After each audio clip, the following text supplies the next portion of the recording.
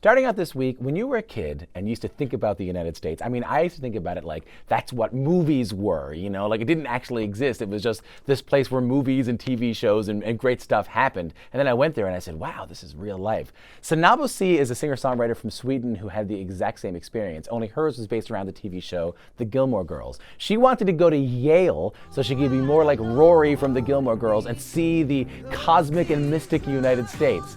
She didn't quite get into Yale, her grades weren't good enough, but her music is good enough to send her on a North American tour where she's headlining shows for thousands of people. What kind of artist makes music that good to achieve her dreams? You'll have to take a listen. The new Seinabo Sey is called Pretend, and it's out now.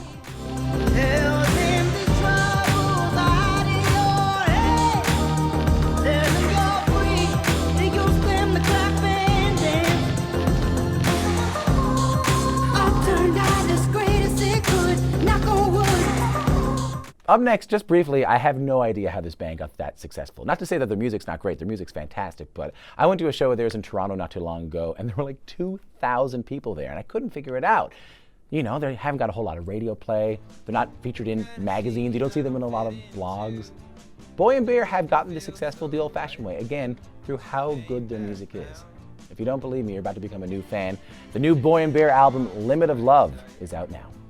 Some apparition of make-believe. I felt my chest grow tight and I tumbled in. And she said, hey baby, hold my hand out on the wire. There's not many places I can think of in this country that are better to see music, or at least more iconic to see music, than the fabled Massey Hall in downtown Toronto. If you've heard of it before and you're not from Toronto, you might know that Neil Young recorded one of his greatest acoustic albums, the Bootleg series, in Massey Hall. It was the debut of Old Man, it was the debut of Harvest. Now Blue Rodeo, again another iconic artist, have returned to the Massey Hall stages to play a full concert last year. They sold out 2 shows, they recorded the second one, and it's available for you out now. Again, a Canadian institution playing in a Canadian institution. It's Blue Rodeo live at Massey Hall, and it's out now.